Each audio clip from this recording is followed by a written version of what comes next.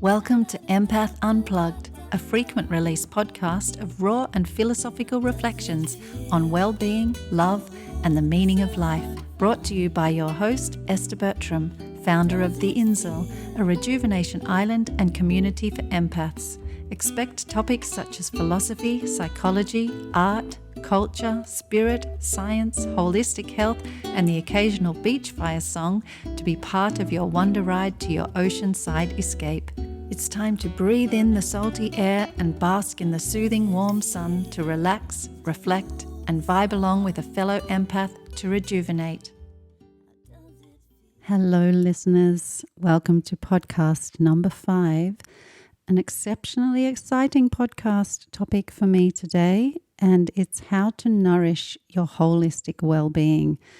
The reason it's so exciting for me is everything I've been doing in the empath world, like writing my new book, The 1, 2, 3 Theory, setting up the empath community at the Insel, making this podcast, is all about playing my part to help nurture and rejuvenate empaths, because I have a vision that because empaths are by default so heart-led, I can imagine a world where when the empaths learn how to optimize themselves and find that perfect balance between being able to feel into subtle energies and the universe, but prioritizing their holistic well-being, they can be exceptionally efficient and beautiful leaders of the world, even in any kind of field of work that they do and any kind of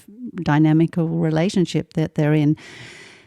It's almost like I can see empaths as these beacons of light, and when lights shine really brightly, it can spread like wildfire, like consciousness just expanding and igniting, and that heart-led, beautiful connectivity with all that is can just help unify and make human beings interact in a much more harmonious way. And I really think that empaths have a unique skill set and ability and predisposition to being able to play that part for society.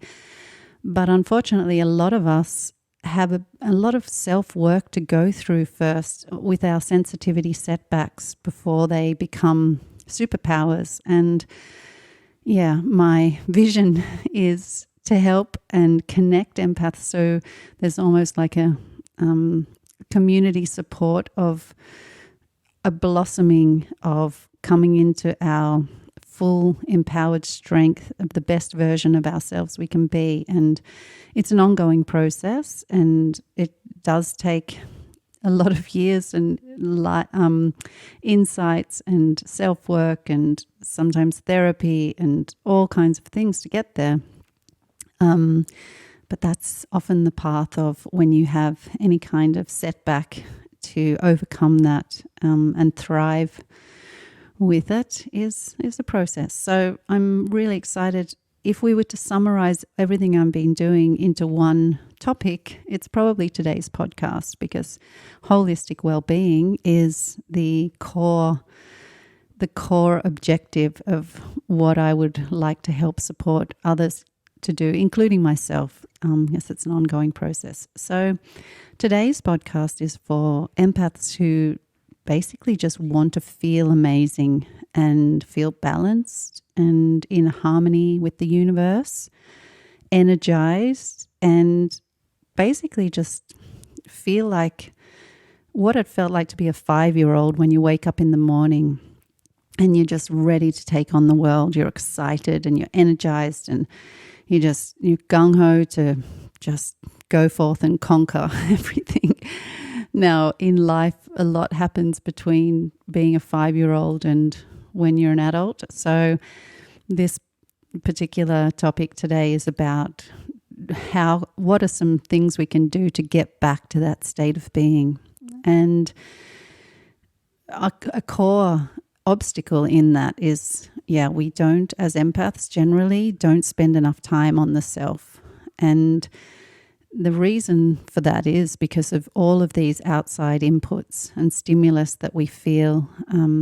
It's a lot of thoughts and feelings and actions that happen externally in situations. We feel them, and it's very hard to kind of shut them off without feeling kind of guilty and responsible, because it just feels like the right thing to do. If we feel it, if you didn't act on it, it feels wrong in a way. But there's healthier balances to be found. For myself, that's what I've had to do over the years, is find that perfect balance between still being in touch without fully closing off and compartmentalizing and almost pendulum swinging the other way, but still giving yourself enough time and energy and nurturing so you're actually a stronger energy source for others and for the world. But it's a hard thing to find, because just general life demands just get in the way. And often it comes from a close family and friends, our inner circle, because we love them so dearly.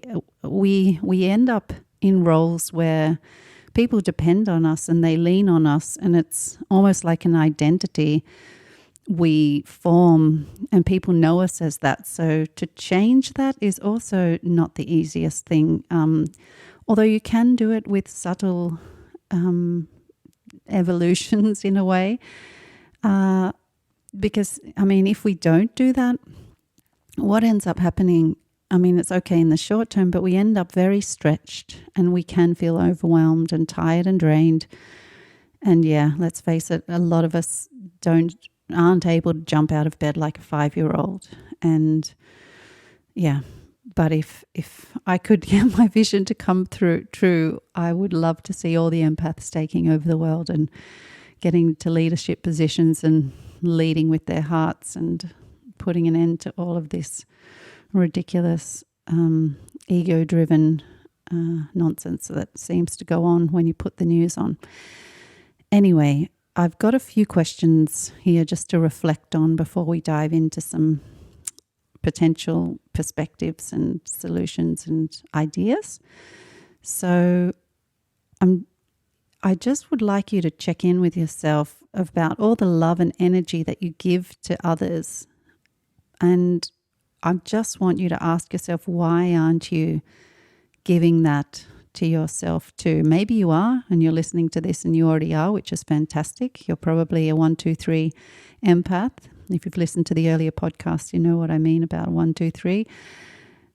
But a lot of us are still in that 2, 1, 3, putting others before our own needs. And it's an interesting thing to ask on a deep level. Why do we do it? And just having a bit of a self-reflection on the root cause of why we do it. Is it guilt? Is it just we're used to doing that? Is it just because when we don't think about it, it just feels like the right thing to do? But we need to ask, it's good, it's healthy to ask, why are others more important than ourselves? Because if we don't give our own nourishment to ourselves, who will give it to us? Apart from maybe another empath, but we don't really want to burden them. So I think every time we think we are self-nurturing as an empath, we're usually probably only still giving a fraction to ourselves, because we're so used to putting it out there and giving it away that even when we, go and do yoga in the morning and have a few hours just to ourselves and we go, oh, wow, we've been so selfish. It's not really selfish. It's just self-loving. We've given ourselves so much. Often that's still only, if you put it on a pie graph, a tiny bit compared to what you're still putting out in the world. So this podcast, if you relate to that, I'm asking you to just stop it. Stop externally giving away everything you have until you are a 5-year-old jumping out of bed with so much energy to give, and you're a 1, 2, 3, then you have so much to give away you don't even notice it. It just flows out of you like a spring of energy, because you deserve that. You deserve to have that full experience of life, of skipping like a newborn fawn through the meadows and just being energized and happy and spreading that love and light and energy out to the world. But yeah, to be like that on a daily basis with life demands, it's a hard thing. So this podcast is going to hopefully give you some help and tips on what you can do to get back to that state. So I'll just give you a little bit of a insight into my story on how this came about in my life, my need for needing to prioritize holistic well-being. So if you've listened to any of the earlier podcasts, I've gone into this a little bit, but I'll just, for new listeners, welcome, by the way, I'll just go a little bit into some of my history. So in my 20s, I became acutely aware that I needed to prioritize my holistic well-being. At the time, I was quite just a naive, kind-hearted person. I left Australia to become a musician. I was a musician, sorry. I just went to become an international musician, traveling and touring Europe. And I just kind of bumbled through life, being a good person, hoping for the best. And where did that lead me? It led me into a tangulation of various tangulations, relationships with over the years. I was a serial monogamous, but there's two that come to mind. One particular one where it was like the breaking point where I needed a solution, but I was pulled into a very big tangle with a very clever and manipulative narcissist who I think could see me from a mile away as an easy energy source to feed his 1, 2, 3. And that's the configuration from my 1, 2, 3 theory for a narcissist. They are 1, 1, 2, 3, where it's 1 is themselves again, and then 2 and 3, or 3 and 2, depending what they're doing. And back then I was a 2, 1, 3, where others' needs were more important than my own. And I was very wide-eyed, wide heart, low self-esteem, and a massive romantic, wanting to be loved and give love. And yeah, it was obvious I was going to end in a situation like that because I didn't have enough self-awareness or any safety mechanisms in place to let me be aware that there was such things as narcissists. I wouldn't even have known that term back then. It's only in retrospect I can look at it and analyze it and give it terms that make sense to the experience. Anyway, at that point, when I just didn't really have a plan and hoped for the best, it ended up in, massive spaghetti tangulations. But when I finally got free, and probably down to the fact that I'm quite an ambitious person, I have that from my father. He's a very passionate and just let's get things done person, and I like doing that too, just getting on with life and shooting for the stars and arriving at the moon more often than not. I want to achieve my highest potential as a human, but I became very aware that I have certain sensitivities, and I'm easy prey. I was easy prey for people that were potentially more dangerous for me to take advantage of the kind of person I was and am, but I'm careful these days. And so I wanted to make a plan to keep me out of trouble, and although I trust my intuition and my feelings, intuition and feelings to me are very different, and I was often feeling based and impulse based, and I didn't have enough space to tune into my deeper intuition, and I wanted a framework more from my head that is clearly some parameters that will override the feeling impulse as a kind of way to just double check situations. And when I'm free from being in entangulations, it's easy to see with clarity what's needed. Anyway, that gave birth to my two theories in my 20s, the 1, 2, 3 theory, which is about 1 is yourself, 2 is your loved ones, 3 is the rest of the world. Sorry, listeners who have heard this a million times, but in case you're a new listener, I need to quickly go over it. And basically, it's the highest amount of energy and love output you want to give to the world over a sustainable period, so not just short term. You need to keep the order of the 1, 2, 3, where you prioritize your own well-being. 2 is having mutually beneficial relationships, not ones that just suck all your energy. And 3 is your contribution to the world. And if you've taken care of 1 and 2 really well, you have a much bigger output for number 3, and you can contribute more meaningfully when you just have a bigger energy source. So that theory got born, but it has an interlocking theory, and that's what we're going into today, that dives deeper into each of those numbers. So it's called the 5-finger theory.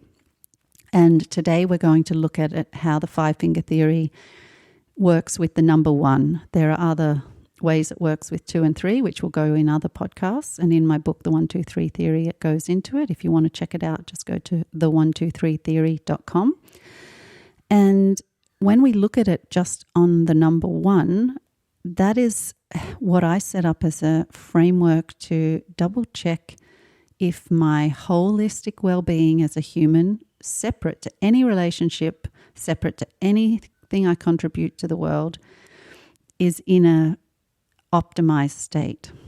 So the reason why is the stronger your 1, the bigger your energy source, the more that you have healthier relationships. And actually, people are more attracted to, similar people. So if you are a strong 1, I find that the world is like a mirror. You end up in mutually beneficial relationships because it's almost like attracts like, and there's a recognition, and you end up then with strong, healthy, mutually beneficial relationships. And when they are connected and thriving in maybe your romantic life, your family, your friends, that energy, because it's so nurturing and giving both ways, giving and receiving like an infinity sign, there's this massive greater than the sum of the parts output from that flows into number 3, which is contributing to the world.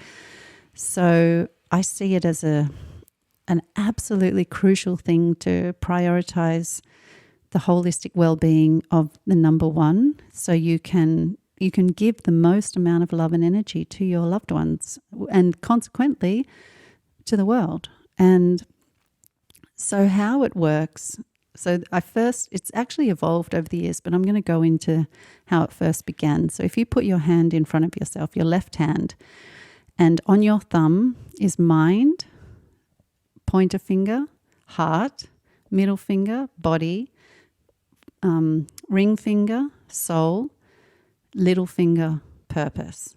So we've got mind, heart, body, soul, purpose. Now we're going to play a little game, and the number that you think of without letting your head get in the way is probably quite accurate. So I just want you to quickly have a quick think about yourself, and in all those departments, we're going to give you a quick score out of 100, a percentage. How good is your holistic well-being right now in this moment? So whatever number you feel into, that's probably your number. So feel into it and choose that number.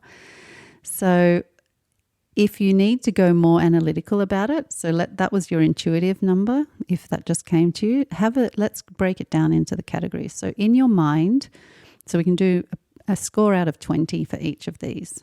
So you might want to grab a pen and paper, or if you're driving, just memorize and do some mental math. Okay, in your mind, I'm going to give it a score out of 20. How good is your mind space at the moment? How sharp do you feel? Focused, clear, calm? How mindful is your mind? So what is your mental space out of 20 at the moment? Or just generally, let's just say this month. So that's an average of all the different days. So recently. Okay, give that a score. Let's look at your heart. How are you feeling in your heart space? How much daily gratitude do you have? How kind do you feel towards others? How content? How passionate do you get for things and excited and joyous and in love with life or people or animals or the world? How's your heart feeling out of 20? All right, write that down or memorize it. Now let's go into body. So how healthy is your vehicle, your physical entity? How well are you treating it? What food are you eating? How much exercise are you getting? Are you sleeping well? Are you drinking enough water? And we can even extend it into your environment. What's your house like? How clean are you keeping your temple at home? And how basically energized are you feeling? How much towards a 5-year-old energy levels are you as a consequence of all those body things that you're doing? Okay, give that one a score. Okay, now we're going to the next finger, which is soul. So soul has lots of different layers. So how in tune do you feel and connected to your higher self? So it's also a spiritual finger. How is your dream life? How are your dreams at the moment? They're often a good insight into how your subconscious is at the moment.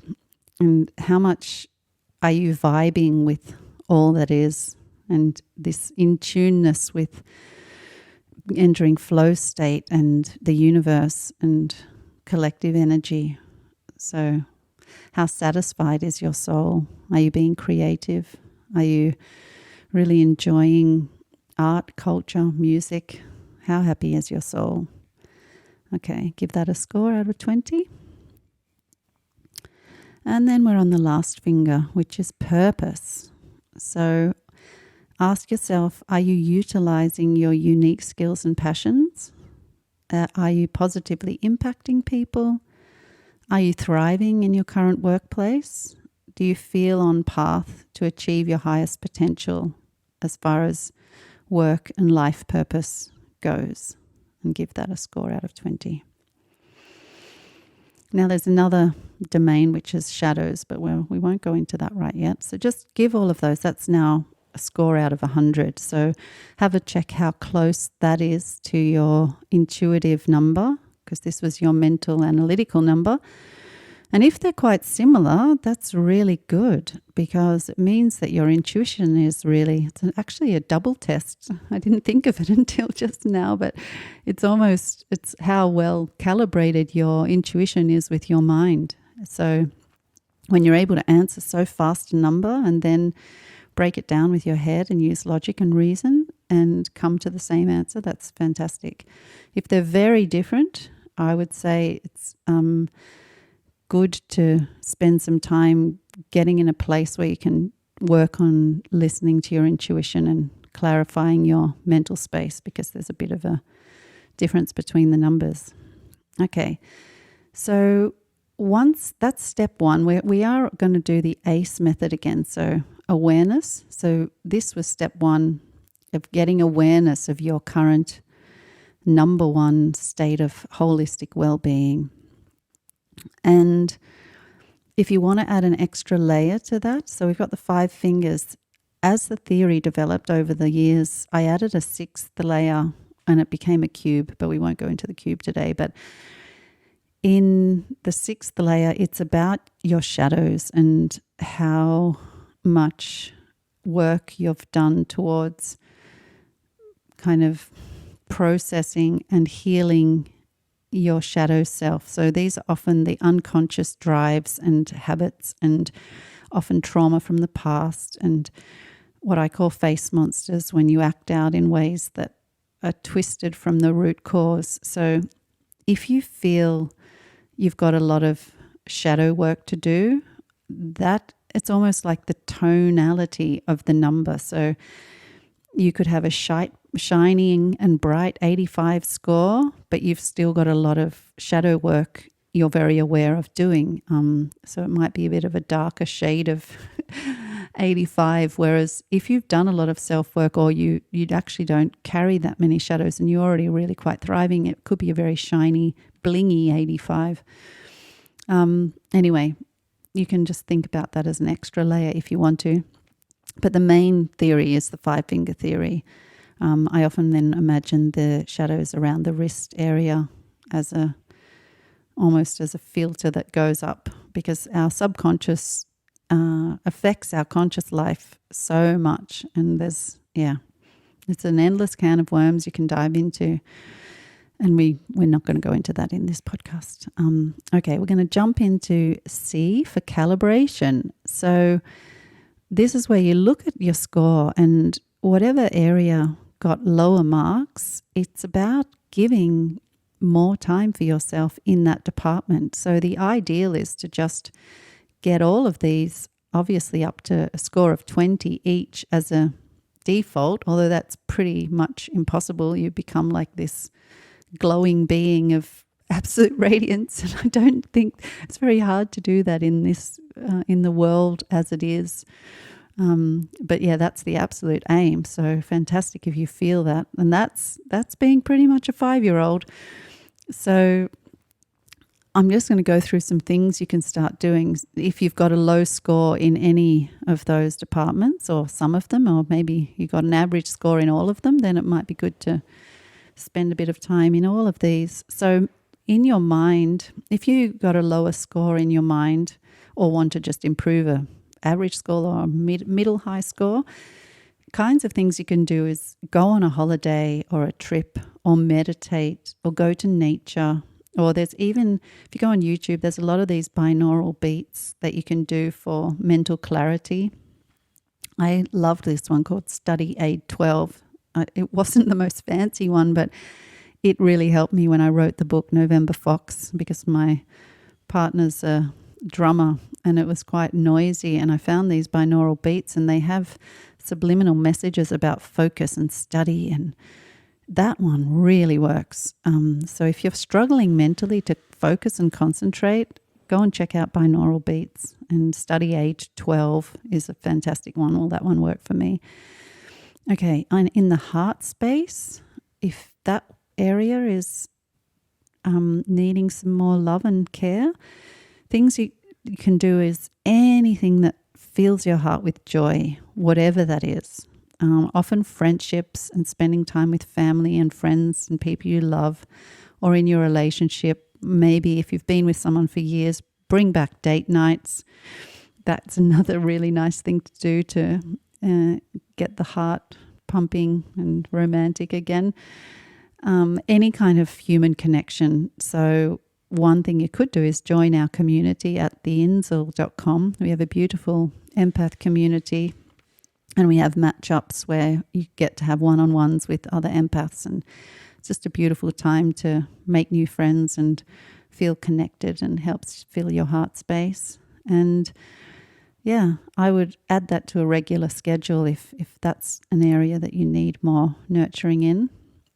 Looking at the body, if you're struggling in this department, some things you can do, you can go on a fast. There's this I can't remember his name, but there's a guy on YouTube. If you just look up intermittent fasting, he basically dominates the fasting world on YouTube videos, and he's very informative about the benefits of fasting. And I did one last month for 3 days, and I felt amazing on day 3. Day 1 and 2 are quite tricky, and there's a great app that helps you called Zero, and yeah, there's a lot of regenerative stuff that happens on a cellular level on day 3. And yeah, that's a really good way to kind of do a reboot, a reset. And I loved it. If you're not yet vegan, I've been vegan now for, what is it now? I stopped eating meat when I was 10. So that's now 34 years ago. And then, 23 years I've been vegan. And I can't imagine anyway being any other way, but I think that it can bring a lightness to the body. If you're not yet vegan and you feel like your diet is heavy and not conducive to maximum energy, I would recommend trying vegan for a while, because it's a lighter but still very powerful. You can go and watch Game Changers on Netflix and have a look a bit at the science behind what happens in the body and your muscles on plant-based. Other things, sleep is a big factor, a massive factor when it comes to your body not being nurtured, which I think most of us are aware of. Water, exercise, going to the gym, building muscles. I actually think empaths could do with becoming muscle builders more than others, because there's almost like it helps us have that protection and strength and a boundary, because we often suffer from having boundary and personal strength barriers in certain situations. And when you build up muscles, that really helps with that feel of strength. I was doing for a long time. I've just stopped recently because I'm building a house at the moment. There's not really much space where I am, but I do this one called Les Mills Body Combat, and it's kind of martial arts, but you don't bash into anything. It's in the air, so you don't hurt your wrist or anything. And it's so good for letting out energy. And the other one I do is body pump, and that's where you're lifting weights. And I love it doing those two in combination, because you're getting fit and letting out energy, but also building muscle. And yeah. Another thing you can do on the body level is the environment. So doing a room makeover. So just creating a space externally in your inner space that reminds you to treat your body as a temple. So creating an external temple to mirror your internal temple. So that helps. Another thing you could do, I've just actually bought an aura ring, and I love it. I got it for my birthday. My really good friend Nerida and my mum gave me some money for my birthday, and I bought this aura ring, Oura, and it helps track your sleep and your heartbeat and all kinds of things. And it's kind of my dominant, and I'm the submissive now, so I do whatever the ring tells me. Not always. I'm a bit naughty with my ring, but it's so good to give scientific feedback if I'm eating well, if I'm sleeping well, if I'm moving enough. And yeah, I really like my aura ring. Okay, let's move on to soul. So if you're not feeling a bit out of whack with the universe and not really vibing along, things you can do are go on a retreat, because it strips away normal reality and helps you get back to the collective energy, and finding that quiet space. And if you can't do that, I would recommend some good old-fashioned escapism to get new perspectives. And a really good way to do that is through art and culture and even documentaries.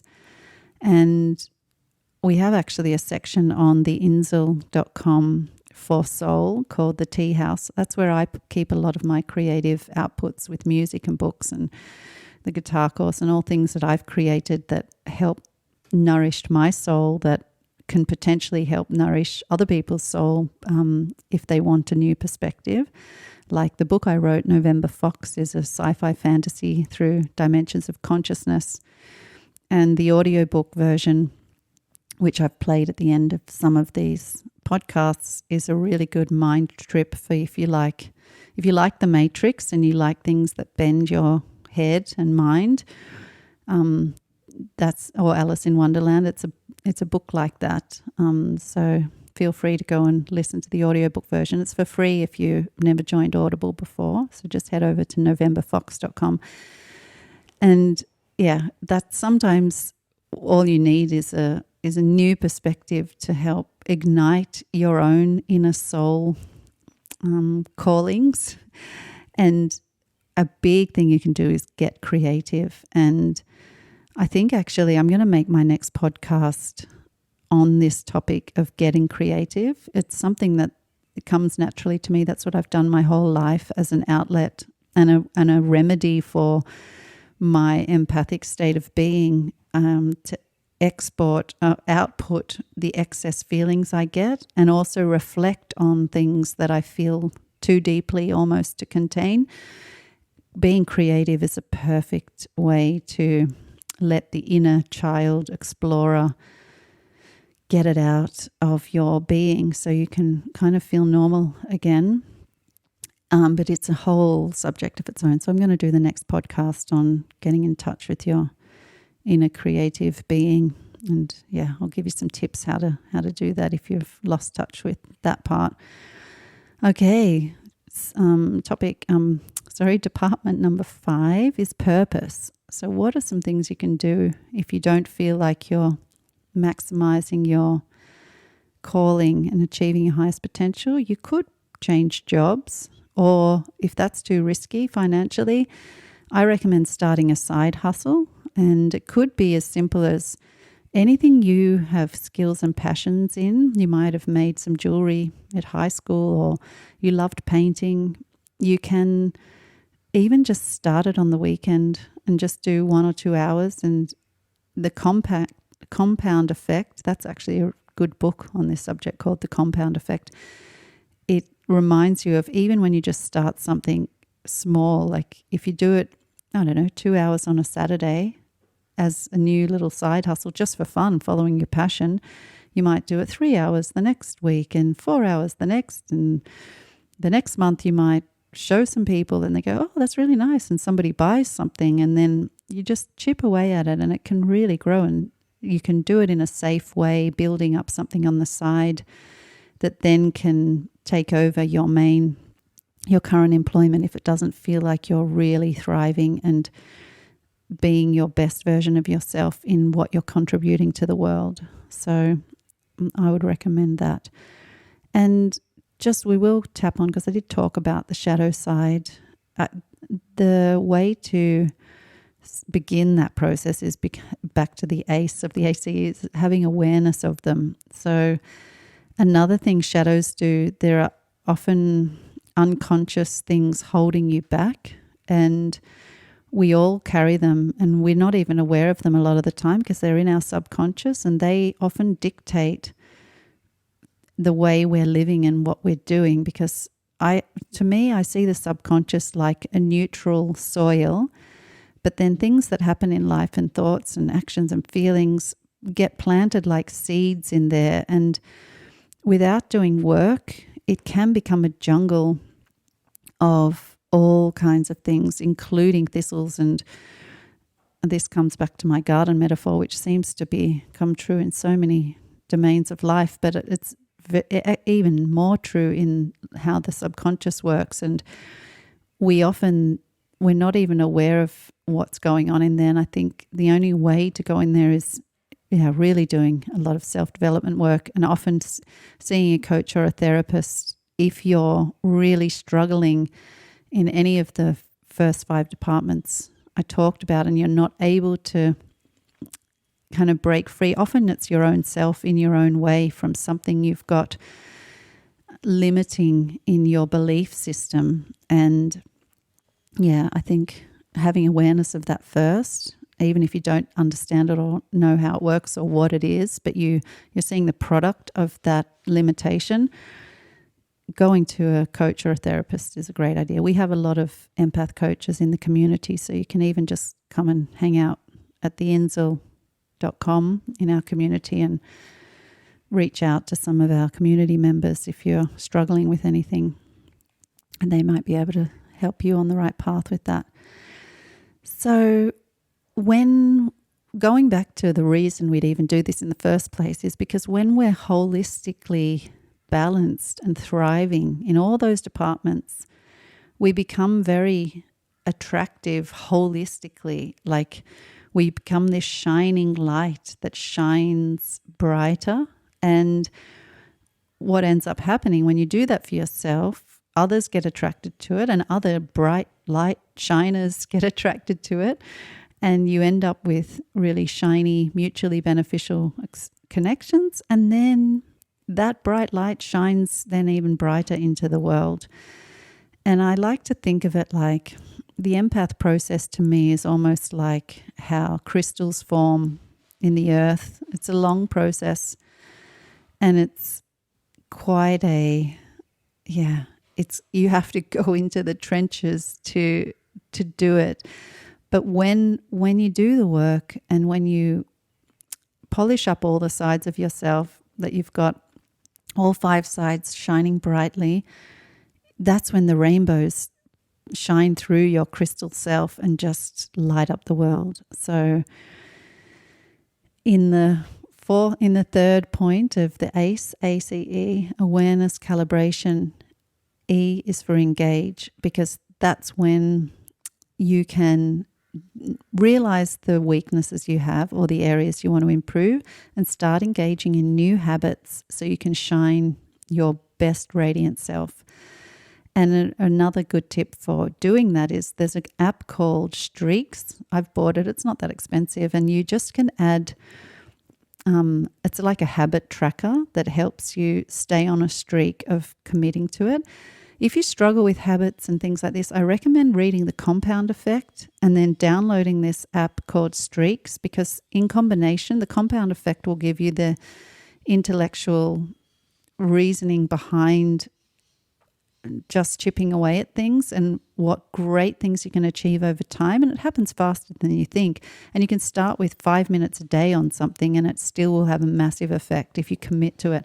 And Streaks is a great app that helps you stick with it. So if you want to solidify these new patterns, I recommend both of those things because, it ends up even, I think they say learning a new habit's 21 days, but that's actually, I don't think that's true, because it depends what it is you're learning and how much old learning you need to unlearn.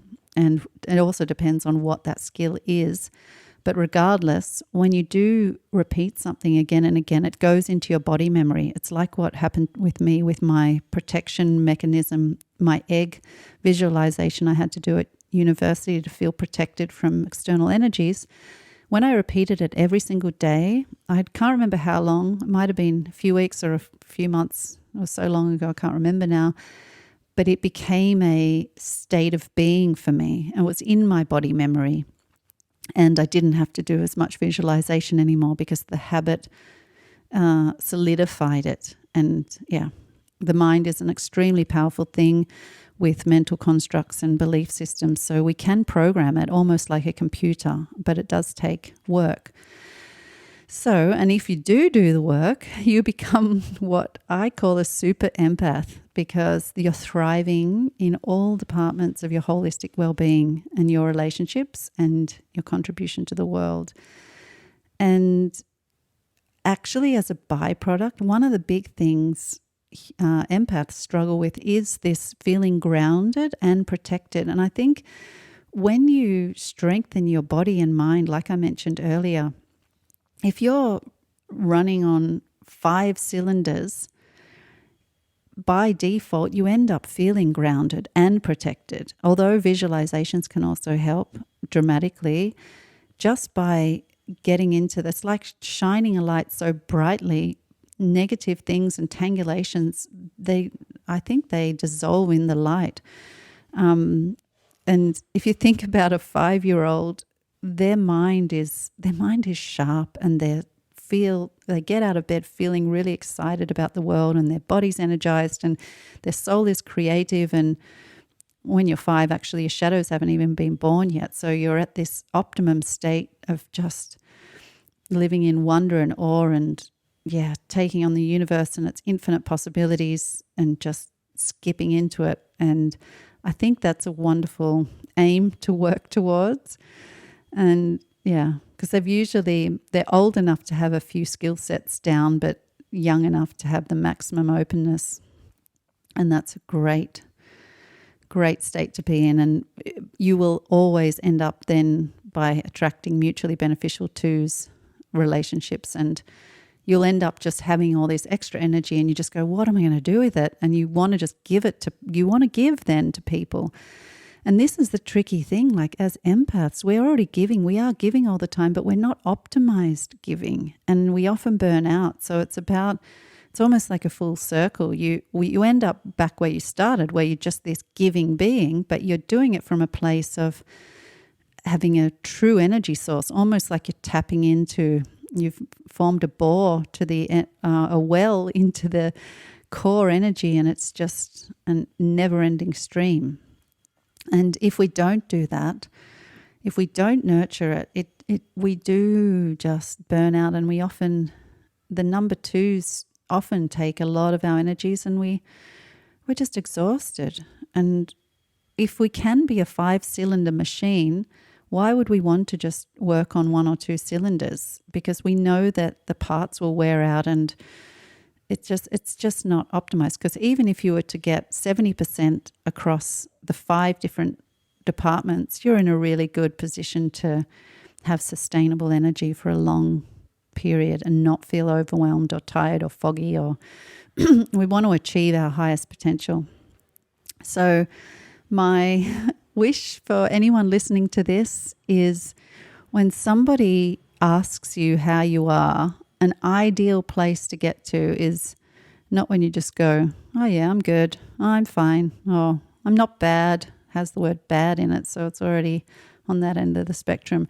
A wonderful place to get to is to actually be able to confidently and authentically say, I'm outstanding, I'm brilliant, I'm excellent, or I'm amazing, because you feel it, because you're just firing on all cylinders. So I hope that this podcast has given you some inspiration, and maybe even a simple checkpoint, like if you look at your hand, the 5 fingers, and go, mind, heart, body, soul, purpose.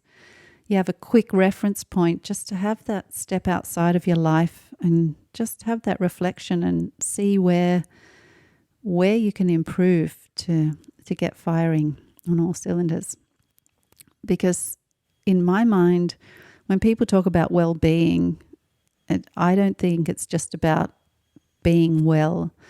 I actually see it more like every aspect of your being, your mind, your heart, your body, your soul, your purpose, being well.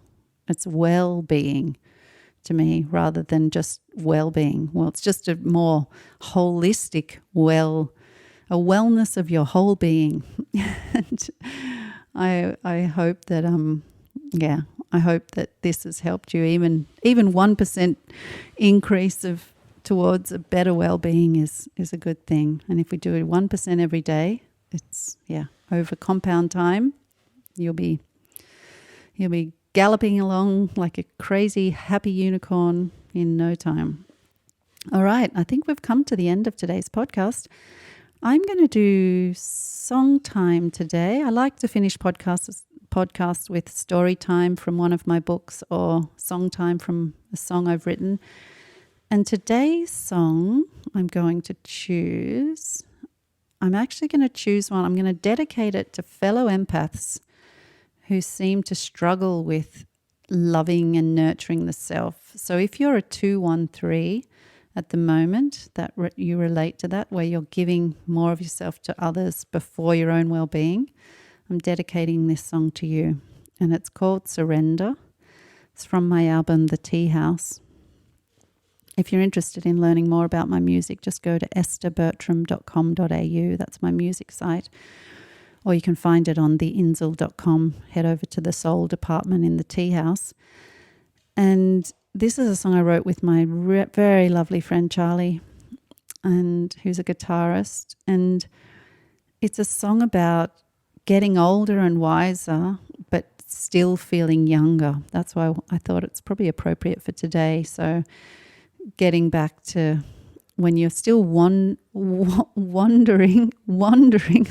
I'm trying to say wondering, but I almost said wandering, but it's both actually, wandering and pondering, as a 5-year-old does, but as an adult. And when you're able to gain perspective but surrender into love, and although this may have been originally written about a relationship with your number twos, it can also be seen as love, self-love, and surrendering finally, if you're a 213, into being a 123, surrendering into loving yourself so you can, in every department, and thrive so you can feel younger.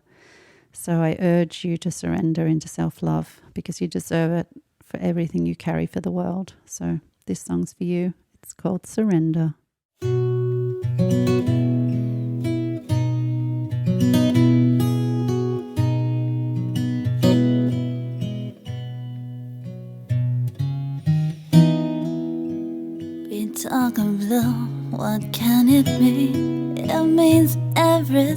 everything to me. We fly above and look below. That is where I long to be. Old as I am, I feel younger now today. Old as I am, I will ponder more and wonder more and surrender more with you.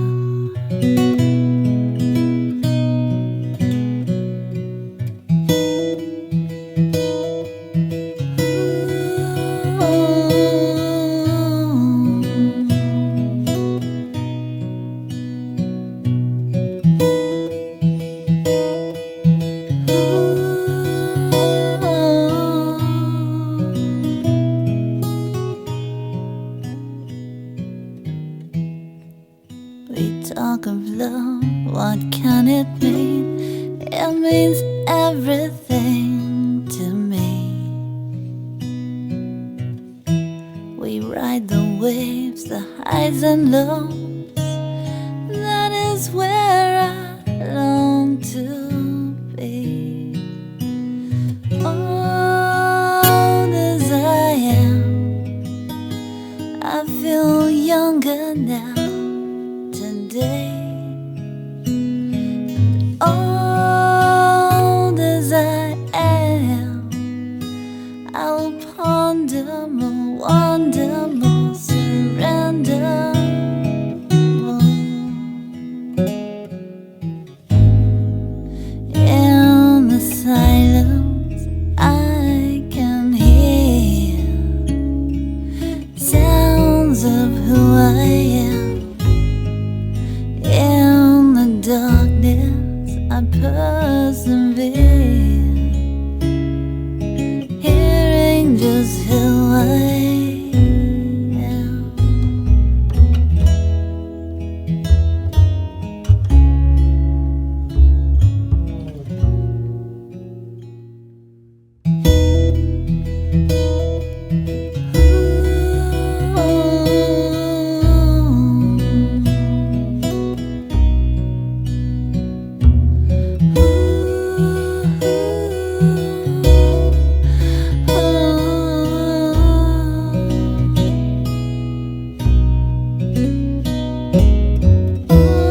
Old as I am, I feel younger now today. And old as I am, I will wonder more, surrender more with you.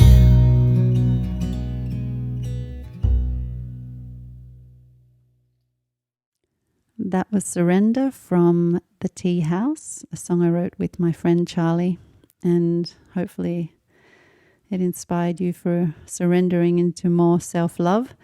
And that's it for today's podcast. Thank you for listening, and I hope it's helped you get a little bit more perspective. When you look down at your hand, think of me and the theory of the 5-finger theory, and know that you deserve to turn on every 5-cylinder and shine even brighter for the world, because we need you. Thanks for listening. Bye. Today's episode is sponsored by StepByStepGuitarLessons.com, your go-to course if you're an absolute beginner and want to learn guitar. I have taught hundreds of students with my fast track method from ages 6 to 80.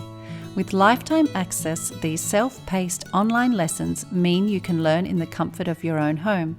The bite-sized lessons are very easy to follow, and the platform keeps track of your progress.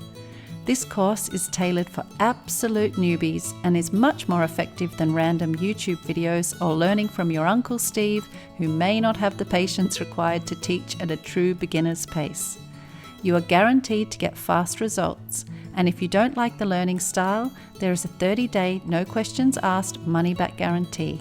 Plus, it only costs the price of 2 in-person lessons, but you get over 50. There are several studies that prove that learning a musical instrument is the only activity to light up almost all areas of the brain at once. Making music has the power to soothe your soul, heal your body, and bring you true joy. Not to mention, if you've always wanted to be a rock star, learning guitar is your ticket to do so. So if you're ready to learn or want to gift it to a friend, head over to stepbystepguitarlessons.com and enroll today. You've been listening to Empath Unplugged, a frequent release podcast of raw and philosophical reflections on well-being, love, and the meaning of life. Brought to you by your host, Esther Bertram, founder of The Insel, a rejuvenation island and community for empaths. For more information or to join the community, head over to theinsel.com, theinsel.com. If you have found value from this episode and would like to become a patron to support future episodes and gain access to exclusive content only available to patrons, head over to empathunplugged.com and sign up to be part of the inner circle. Thank you for listening. Have a beautiful and rejuvenating week. Till next time, bye-bye.